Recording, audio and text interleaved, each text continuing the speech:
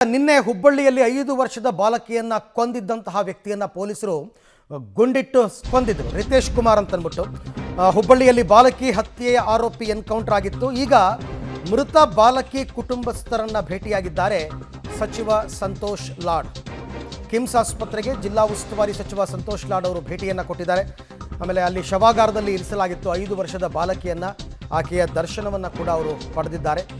ಹುಬ್ಬಳ್ಳಿ ಧಾರವಾಡ ಜಿಲ್ಲಾ ಉಸ್ತುವಾರಿ ಸಚಿವರು ಸಂತೋಷ್ ಲಾಡ್ ನಿನ್ನೆ ಆತನನ್ನು ಆ್ಯಕ್ಚುಲಿ ಬಂಧಿಸೋದಕ್ಕೆ ಹೋಗಿದ್ದು, ಅದು ಎನ್ಕೌಂಟರ್ ಮಾಡಿದ್ದಲ್ಲ, ಬಂಧಿಸೋದಕ್ಕೆ ಹೋಗಿದ್ದಾರೆ. ಆದರೆ ಅವನು ಏಕಾಏಕಿ ಪೊಲೀಸರ ಮೇಲೆ ಅಟ್ಯಾಕ್ ಮಾಡಿದ್ದಾನೆ, ಕಲ್ಲು ತೂರಿದ್ದಾನೆ, ಪೊಲೀಸ್ ವಾಹನದ ಮೇಲೆ ಕಲ್ಲು ತೂರಿದ್ದಾನೆ, ಪೊಲೀಸರಿಗೆಲ್ಲ ಗಾಯ ಆಗಿದೆ. ಆ ಸಂದರ್ಭದಲ್ಲಿ ಮೊದಲಿಗೆ ಗಾಳಿಯಲ್ಲಿ ಗುಂಡು ಹಾರಿಸ್ತಾರೆ, ಸರೆಂಡರ್ ಆಗು ಅಂತಂದ್ಬಿಟ್ಟು. ಆಗಲ್ಲ, ಕಾಲಿಗೆ ಗುಂಡು ಹೊಡೆಯೋಕ್ಕೆ ಹೋದಾಗ ಮಿಸ್ ಆಗಿ ಅದೇನಾಗುತ್ತೆ ಆತನ ಬೆನ್ನಿಗೆ ಬೀಳುತ್ತೆ, ತೀವ್ರ ರಕ್ತಸ್ರಾವ ಆಗಿ ಆತ ಮೃತಪಡ್ತಾನೆ. ಹುಬ್ಬಳ್ಳಿ ಸ್ಥಳೀಯರೆಲ್ಲರೂ ಕೂಡ ಆಗ್ರಹಿಸಿದ್ದು ಅವನನ್ನು ಎನ್ಕೌಂಟರ್ ಮಾಡಬೇಕು ಅಂತಲೇ. ಬಟ್ ಲೇಡಿ ಸಿಂಗಮ್ ಅನ್ನಪೂರ್ಣ ಅವರು PSI ಆಗಿದ್ದಂಥವರು ಅಶೋಕನಗರ ಪೊಲೀಸ್ ಸ್ಟೇಷನಲ್ಲಿ ಅವರು ಕೊನೆಗೆ ತೀರ್ಮಾನ ತಗೊಂಡು ಆತನ ಕಾಲಿಗೆ ಗುಂಡು ಹಾರಿಸಿ ಅವನನ್ನು ಅರೆಸ್ಟ್ ಮಾಡೋ ಪ್ರಯತ್ನವನ್ನು ಪಡ್ತಾರೆ. ಬಟ್ ಅನ್ಫಾರ್ಚುನೇಟ್ಲಿ ಆತನ ಬೆನ್ನಿಗೆ ಗುಂಡು ತಾಗಿ ರಕ್ತಸ್ರಾವದಿಂದ ಆತ ಮೃತಪಡ್ತಾನೆ. ಕಾನೂನು ಪ್ರಕಾರ ಅದು ತಪ್ಪೋ ಸರಿನೋ, ಬಟ್ ಆತನಿಗೆ ಸರಿಯಾದ ಶಿಕ್ಷೆ ಆಯಿತು ಅಂತ ಅಲ್ಲಿನ ಜನ ಮಾತಾಡ್ಕೊಂಡಿದ್ದಾರೆ. ಇದು ಇನ್ಹ್ಯೂಮನ್. ಯಾವುದೋ ಮನುಷ್ಯನಿಗೆ ಈ ಥರ ಚಿಕ್ಕ ಮಕ್ಕಳನ್ನು ಈ ಥರ ಮಾಡ್ತಕ್ಕಂಥ ಈ ಮನಸ್ಥಿತಿ, ಇದು ಇಡೀ ಸಮಾಜಕ್ಕೆ ಒಂದು ತಲೆ ತಗ್ತಕ್ಕಂಥ ಇನ್ಸಿಡೆಂಟ್ ಇದು. ಈಗ ಆಲ್ರೆಡಿ ನಾನು ಇವತ್ತು ಬಂದು ಈಗ ತಾನೇ ಮಗುನ ನೋಡಿದ್ರೆ ನೋಡೋಕ್ಕೂ ಆಗಲ್ಲ ಆ ಪರಿಸ್ಥಿತಿಯಲ್ಲಿ ನಾವು ಇದ್ದೀವಿ. ಸೊ ಪೊಲೀಸರವರು ಆಮೇಲೆ ಸಾರ್ವಜನಿಕರು ಅದನ್ನು ಇಮಿಡಿಯೇಟಾಗಿ ಆರೋಪಿನ ಹಿಡ್ಕೊಂಬಂದು ಸ್ಟೇಷನಿಗೆ ಪ್ರೊಡ್ಯೂಸ್ ಮಾಡಿದ್ದಾರೆ. ಸೊ ಅದಾದ ನಂತರ ಇಲ್ಲಿವರೆಗೆ ಆಗಿರ್ತಕ್ಕಂಥ ಘಟನೆಯಲ್ಲಿ ತಮಗೆ ಮಾಹಿತಿ ಇದೆ.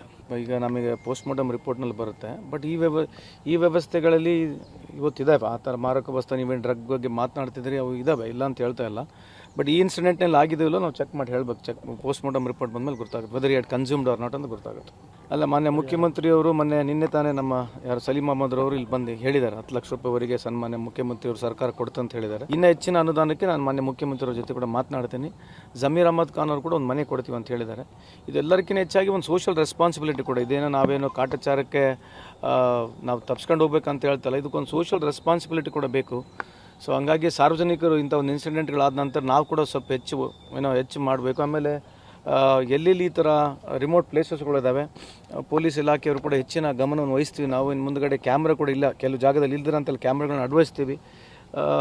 ಆಮೇಲೆ ನಾವೇನಿಲ್ಲಿ ಸಮರ್ಥನೆ ಮಾಡ್ಕೊಳ್ಳೋಕೆ ನಾನು ಪೊಲೀಸ್ ಡಿಪಾರ್ಟ್ಮೆಂಟ್ಗೆ ಮಾತನಾಡ್ತಾ ಹೋಗ್ತಿಲ್ಲ. ಸುಮಾರು 2,000ಕ್ಕೂ ಹೆಚ್ಚು ಸರ್ಪ್ರೈಸ್ ಈ ಡ್ರಗ್ ಚೆಕ್ಸ್ಗಳನ್ನ ಕೂಡ ಮಾಡಿರ್ತಕ್ಕಂಥದ್ದು ನಮ್ಮ ಹುಬ್ಬಳ್ಳಿ ಧಾರವಾಡನಲ್ಲಿದೆ. ಸೊ ಈ ಇನ್ಸಿಡೆಂಟ್ ಆಗಿರ್ತಕ್ಕಂಥದ್ದು ನಿಜಕ್ಕೂ ಇದು ಇನ್ಹ್ಯೂಮನ್ ಇನ್ಸಿಡೆಂಟು. ಇನ್ಯಾನೋ ಮೆಂಟಲಿ ಸಿಕ್ ಇಂಥ ಮಾಡ್ತಕ್ಕಂಥದ್ದು ಸಾಧ್ಯತೆ ಇದೆ ಅಂತ ನನ್ನ ಭಾವನೆ. ಈಗ ಮೃತ ಬಾಲಕಿಯ ಕುಟುಂಬಸ್ಥರಿಗೆ ಸರ್ಕಾರದ ವತಿಯಿಂದ ಪರಿಹಾರ ಕೊಡಿಸೋ ನಿಟ್ಟಿನಲ್ಲಿ ಪ್ರಯತ್ನಗಳಾಗ್ತಾ ಇದೆ ಅಂತಕ್ಕಂಥದ್ದು ಗೊತ್ತಾಗಿದೆ.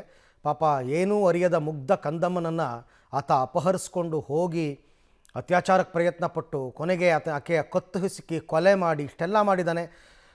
ಆ ಪಾಪಿಗೆ ತಕ್ಕ ಶಿಕ್ಷೆ ಆಗಬೇಕು, ಕಠಿಣ ಶಿಕ್ಷೆ ಆಗಬೇಕು ಅಂತೆಲ್ಲ ಆಗ್ರಹಿಸಿದರು. ಸ್ಥಳೀಯರೆಲ್ಲ ನೆನ್ನೆ ಪ್ರೊಟೆಸ್ಟ್ ಮಾಡಿದರು ಪೊಲೀಸ್ ಸ್ಟೇಷನ್ ಮುಂದ್ಗಡೆ ಕೂತ್ಕೊಂಡು. ಕೊನೆಗೂ ಕೂಡ ಅದೇನು ಆತ ಮಾಡಿದ ಕರ್ಮದ ಫಲವನ್ನು ಆತನೇ ಅನುಭವಿಸಿದ್ದಾನೆ.